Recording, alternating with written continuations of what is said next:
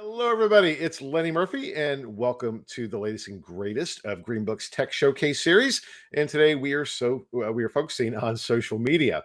Now, let me give you a little bit of historical background before we get into housekeeping. For those of us that have been around for a while, like me, you'll remember that around the mid 2000s, around 2008, 2009, social media was exploding, and there was lots of conversation about is social media analytics going to replace market research. Now, I thought that was overinflated, but I also always thought that there was a definite need and role for social media based insights within the industry.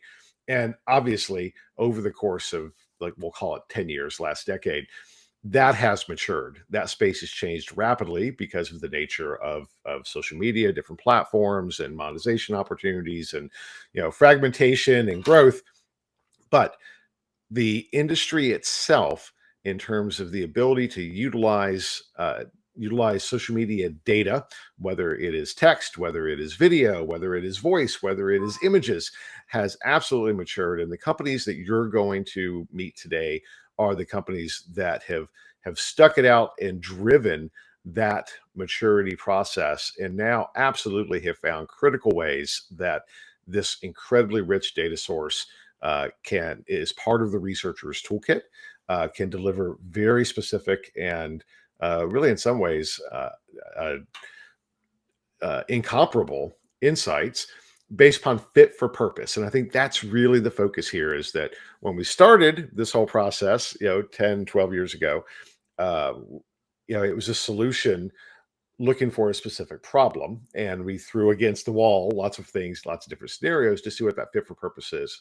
We know what that fit for purpose is today, and it's incredibly powerful and exciting. So there's my historical background.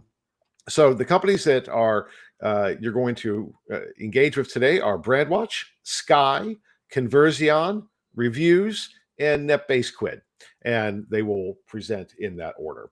So we'll be kicking off with Brandwatch first. A couple housekeeping things. Drop your questions in the Q&A box and use the chat box to drop your LinkedIn profile, start a conversation, etc. Speakers will respond to questions throughout their sessions.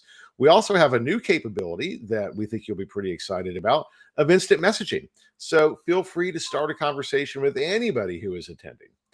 So without further ado, this is incredibly exciting stuff. I think you're going to love listening to these companies and the amazing solutions that they've put in place. Again, they've been at it for a long time. They are pioneers and now are leading the pack in how to utilize this incredibly rich data set as part of the research professionals toolkit. We're going to start off with Brandwatch. I will not reappear and bug you guys again. But as always, it's a pleasure to even have a few minutes with you. Hope that you enjoy. And here we go with Brandwatch. Hi, my name is Alyssa Vignone. I am here with Brandwatch. Thank you so much for coming to my session today. Today, we're going to talk through Brandwatch as a platform, just give you a quick overview of who we are, what our purpose is, and why we're here. And then we'll dive quickly into the platform demonstration. So we'll take a look at a topic that is really hot and trending right now, cryptocurrency. So we'll explore that in just a moment. But quickly, I want to start with Brandwatch as an organization, who we are, and how do we think about digital consumer intelligence. So first and foremost, what is our purpose? Well, our purpose here is to create a new kind of intelligence to help bring structure and meaning to the voices of the billions of consumers that are happening across the web every single day. And we're doing this so that we can help our customers really make decisions that truly connect with consumer needs, all in real time. We know that conversations are changing rapidly in the world that we live in today. So it's critical that organizations and brands are able to stay on top of those conversations to be able to understand what their consumers need when they need it. So how do we do this? Well, first we aggregate the world's largest digital data library. So when we think about social, we think of traditional Instagram, Facebook, YouTube, Twitter, etc. But we're going much farther than that. We're also bringing in data from blogs, forums, Reddit, Tumblr, review sites, news sites, etc., and aggregating all of that data within our platform, and then allowing you to apply smart AI engines and segmentation on top of that data so we can cut down these massive data sets, so allowing you to quickly understand trends and derive meaningful insights from these large pools of data. Now, when we think about digital consumer intelligence, we know that social data shouldn't live in isolation. So, because of that, we allow you to pair other enterprise held data that you might have, whether it be survey data, Google Analytics data, data from any other system that you might be working with, allow you to pair that with that social data and then deliver it through revolutionized reporting, really allowing you to get that real time voice of the consumer to anybody within your organization. So now we're going to go ahead and pop over into the platform for a quick demonstration on cryptocurrency category and start to understand how we can utilize some of these tools to derive some consumer insights out of that topic. So here we are in the Brandwatch platform, and we're going to take a look today again at cryptocurrency. So how can we start to understand through all of this social data that's happening across the web, what are some of those consumer trends and opportunities within this category? What is that conversation volume? How is that conversation volume shifted over time? And then where is this conversation happening? Our flexible dashboards here, where we can really kind of mix and match, utilize our filters to show specific date ranges, etc. We can start to understand this category in this conversation. And what we can see here is that this cryptocurrency conversation is massive. So we're getting millions of mentions just in the past 31 days alone. We've got over 17 million mentions, hundreds of thousands of authors reaching billions of individuals across the globe. So this conversation is huge. And taking a look at Brandwatch's history, so our data actually goes all the way back until 2010, but here we're going back until 2016. We can really start to see how this conversation has shifted and changes and evolved over time. So from 2016, we can see this conversation, happening here, but much, much less, than it was. We see a spike up here in 2018. And most recently, we see this conversation really soaring, really taking off. So definitely a hot topic, definitely a place that a lot of organizations are interested in at the moment. And we can start to see as well, where is this conversation happening? So again, as I mentioned, we're collecting data from all across the web, whether it be traditional sites, but also news sites, forums, more niche sites like bitcointalk.org. So we're ingesting all of this data within our platform, and you're able to see here what the creation volume is on each of the sites. And then we can start to aggregate this together and analyze it to be able to identify some topics and themes that might be surfacing in this conversation. So we know this category is huge. We know the conversation is huge, but we want to understand really, well, what's going on? What's driving some of these spikes in volume and conversation? What's trending in right now? What are some of those themes that are emerging organically in the conversation? And what are the topics that are most top of mind for consumers? So taking a look here, just in the last couple of months or so, we can see that there are some spikes in data that are happening. So what exactly is driving those spikes in data? We can see here these A and B points here being called out. Those are when we see the biggest spikes.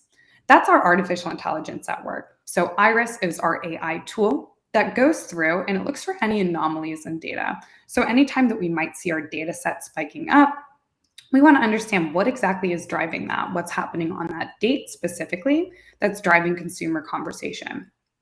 Here we can see on this big spike that happened around September 24th, instead of needing to click in and read through 68,000 mentions or so, we're able to see here right on the side distills down for us that there was a trending news article that day, some trending Reddit threads, and clicking in, we can start to see, well, what exactly was driving that conversation?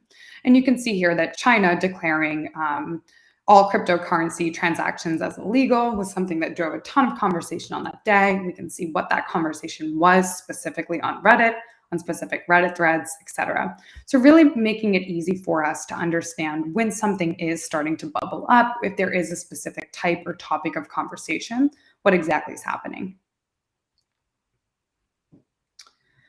Now, looking at trending topics over time, one question that we might ask ourselves is, well, is this China conversation still relevant? We saw that happening about a month or so ago.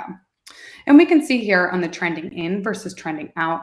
Of course, we want to make sure that we're staying, current with what people are talking about, and that we're not talking about something that happened a while ago that maybe people aren't talking or thinking about as much anymore. And we can see here that that China conversation is starting to fade and starting out. So not really as hot as a topic. Conversation around Bitcoin, NFTs staying pretty consistent, and then Shiba Coin also trending right now as well. So this is something that's trending in that people are thinking about a little bit more. We can also start to see some of the major themes, macro themes that are happening within this conversation. So we see, of course, there's a lot of conversation around Bitcoin, there's a lot of conversation around tokens, but there's also a lot of conversation happening around trading and investments. So starting to have more in-depth conversations around how do I get cryptocurrency, how do I trade, where should I invest, etc. So we're seeing some of these conversation themes happen, what we want to start to understand is, well, how are consumers really feeling about this, right? We see a lot of conversation out there, but we want to maybe take a step back and think, okay, well, are consumers just kind of out there chatting about it? Is this a space that's legitimate? Is this a space that is credible? How are people really thinking and feeling about this? And in order to do that, we can utilize Brandwatch's proprietary tool, which is called custom classifiers, which allows you to understand more nuanced conversations within your data set. So instead of segmenting by keyword, we're using natural language processing and machine learning to categorize our own data and train the system to understand types of conversations that might indicate trust versus distrust. Now, this can be applied to any category you want, but here we really want to understand, how are consumers really thinking about this? Is this just something that's kind of a joke that's out there, or is this something that's really legitimate where people are really interested in investing? So in order to understand that, we've created and trained our system to identify speech language patterns around trust versus distrust, and then monitor and see how those things are shifting and evolving over time. So you can see here trust versus distrust. As distrust is definitely still making up the majority of conversation. We can see it's almost kind of 60-40 here. But we see trust actually increasing at a much faster rate. And then taking a look back at that historic data set that we were looking at earlier, we can really start to see how this conversation and how this trust versus distrust has evolved over time. So we can see here clearly, back in 2016, when this was a much smaller conversation, we can see trust versus distrust closer to 80-20%. Whereas now, as time goes on, as this becomes a more legitimate space, as people become more familiar and more comfortable with the topic, we can see it's starting to even out a little bit more, approaching 40-60, maybe even 50-50.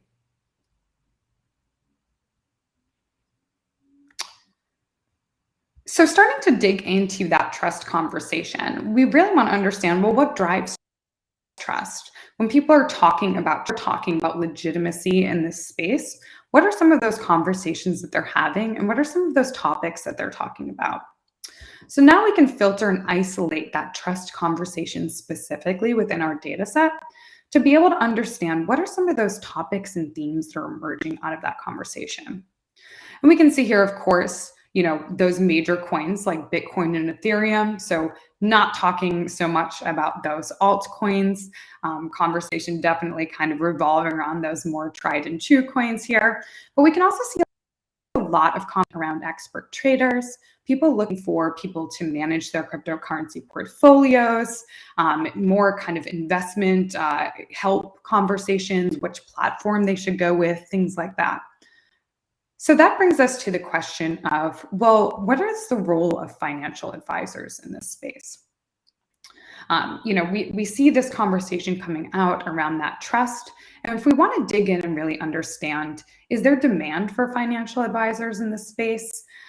Is that increasing? What are current perceptions of financial advisors as it relates to cryptocurrency?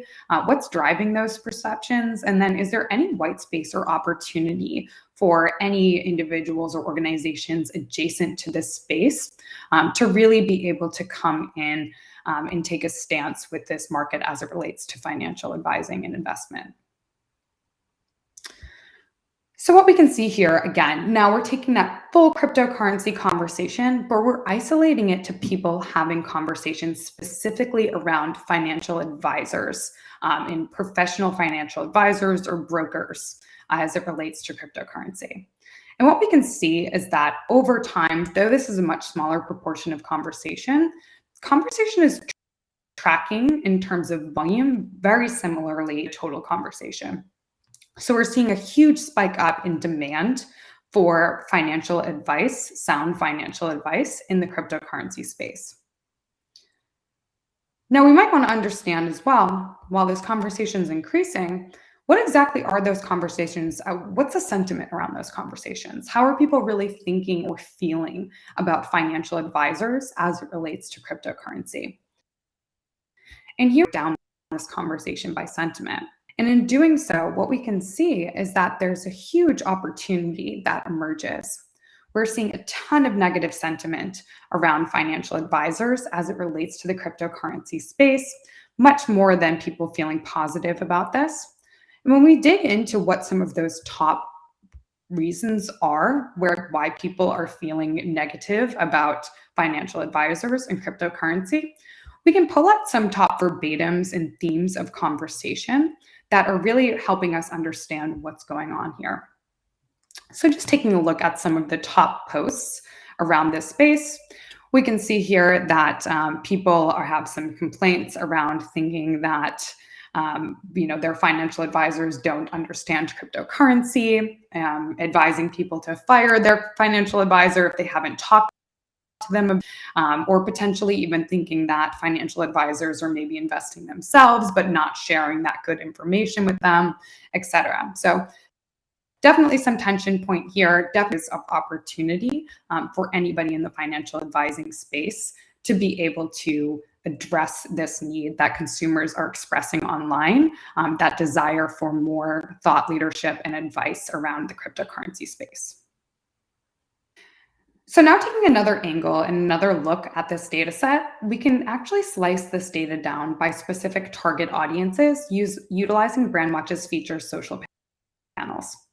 Social panel allows you to create a group of individuals to filter your data set by. So if you've got a target individuals, in this case, we're looking at female investors, you're allowed to define a specific group of individuals by whatever criteria you desire. So if you want to look at individuals by demographics, where they live, gender, interests, what they might be talking about, accounts that they might be following, etc. You can create custom groups of individuals, and then you're able to use that group as a filter. So you can really isolate that specific target audience and what they might be saying, thinking, feeling about a specific topic, who they are, and how to best connect with them. So taking a look at this custom example that we've set up here, staying along the lines of that cryptocurrency space, we wanted to take a look at female investors. We know that they're often a big target group for a lot of individual organizations in the financial space. So we want to understand this group and see, well, what are they saying about cryptocurrency? How is this conversation relevant to that specific target audience? How are they feeling about investing in the cryptocurrency space? And how does that compare to the general population? Are we seeing them trending along the same lines, or they have different perceptions or thoughts, etc.? And looking here, we can see, general population on the left-hand side, and then we've got the female investors group on the right-hand side here. So we can see that general population in the last month or so, conversation volume's up. We see female investor volume increasing at a very similar rate here as well. So definitely a conversation that's increasingly appealing among this group as well. And then when we look back into that trust versus distrust conversation that we were looking at last time, again, we can overlay that female investors group here, which we're doing on the right. And what we can actually see is that versus the general population, these female investors are actually more trusting. So we actually see this trust versus distrust at more of a 50-50 ratio versus the closer to 60-40 ratio that we're seeing for the general population. So if this is our target audience, we can confirm from these metrics that female investors are interested in this space and that they're definitely trusting of this space as well. So if we confirm that, and then we want to understand, well, how do we understand who these individuals are? How do we understand how to target them, how to relate to them? What else are they interested in? And what else do they care about? So we can start to understand as well, not just what they're talking about, but we can also understand who they are, what some of their professions are, interests, etc. Again, to be able to help us relate better to these individuals. So we can see here, who are they? Who are some influencers within this space? We can see the Stephanie Meyers here, different individuals here that are talking about cryptocurrency, driving cryptocurrency discussions. We can see here this is filtered by impact. So who are the most impactful voices among this group of females? What are their professions? So we can see, quite a bit of executive, but also some sales, marketing, PR, etc. And we can start to build a profile of these individuals. So what are they interested in? Of course, they're heavily interested in business, but also interested in books, beauty, health, and fitness, a lot of interest in family and parenting as well. And we can understand at a more micro level as well. So more specifically, what are they interested in? And how does that over or under index versus the general population? So we can see here, of course, a ton of interest in finance and investing and personal finance. But what else are they interested in? So we can see quite a bit CNBC, MSNBC, a lot of world news, also really interested in health and wellness and things like that. So this is really helping us get a deep understanding of who these individuals are, inform content, partnerships, how to talk to them, what they care about, etc. We can also understand as well, what's the content that performs best with them? So if we want to create our own content, drive our own conversations, or be thought leaders in this space, what's the content that resonates most with them? What are they sharing out there most in the world? And by clicking on this, we can understand and link directly to any of these articles. So we can see here, this conversation around wanting more sound financial advice is something that is trending with these groups of individuals.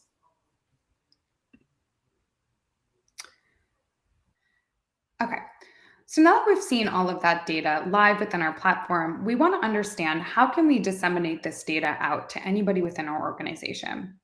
So being able to keep a pulse on top of this conversation all in real time and make sure that anybody within our organization has access to that real time data that's as it's happening can be critical. So our solution for that is Brandwatch Vizia, which is our live dynamic reporting tool.